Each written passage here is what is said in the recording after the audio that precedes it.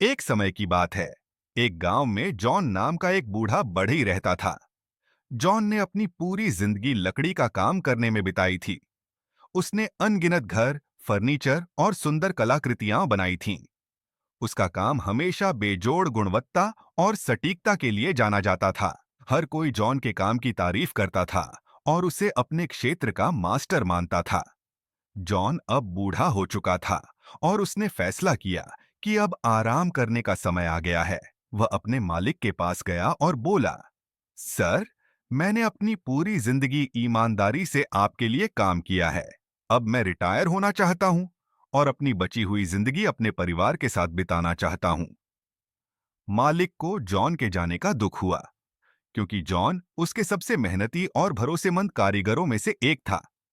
उसने जॉन को रोकने की कोशिश की, लेकिन जॉन अपने फैसले पर अडिग था। मालिक ने जॉन से कहा, ठीक है जॉन, अगर तुम जाना चाहते हो तो मैं तुम्हें नहीं रोकूंगा, लेकिन जाने से पहले क्या तुम मेरे लिए आखिरी घर बना सकते हो?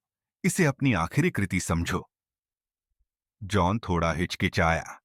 वह थक चुका था और घर बनाने के लिए उसका दिल नहीं कर रहा था, लेकिन उसने अपने मालिक का सम्मान किया और इस आखिरी अनुरोध को स्वीकार कर लिया।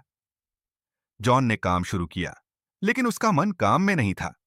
वह जल्दी से जल्दी काम खत्म करना चाहता था, इसलिए उसने घटिया सामग्री का इस्तेमाल किया और काम में लापरवाही बरती। उसने कभी सोचा भी नहीं था कि वह अपने काम में इतनी जल्दबाजी और बेईमानी करेगा। उसने इस घर को बनाने में अपना दिल और आत्मा नहीं लगाई।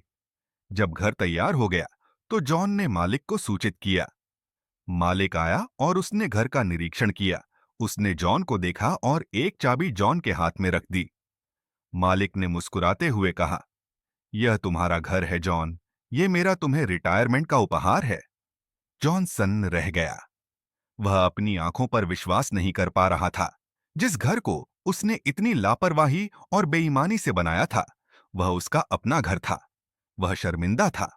अगर उसे पता होता कि वह अपना घर बना रहा है, तो उसने उसे सबसे अच्छा बनाया होता, सबसे अच्छी सामग्री का उपयोग किया होता और उसमें अपना पूरा दिल लगा दिया होता। लेकिन अब बहुत देर हो चुकी थी। उसने अपनी ही लापरवाही का फल पाया। इस कहानी से हमें क्या सीख मिलती है? अपने काम को कभी कम ना आंकें। यह कहानी हमें सिखाती है कि हम जो भी काम करते हैं, उसे पूरी ईमानदारी और समर्पण के साथ करना चाहिए। हमें नहीं पता कि हमारे काम का क्या परिणाम होगा या वह कब हमारे लिए ही महत्वपूर्ण बन जाएगा।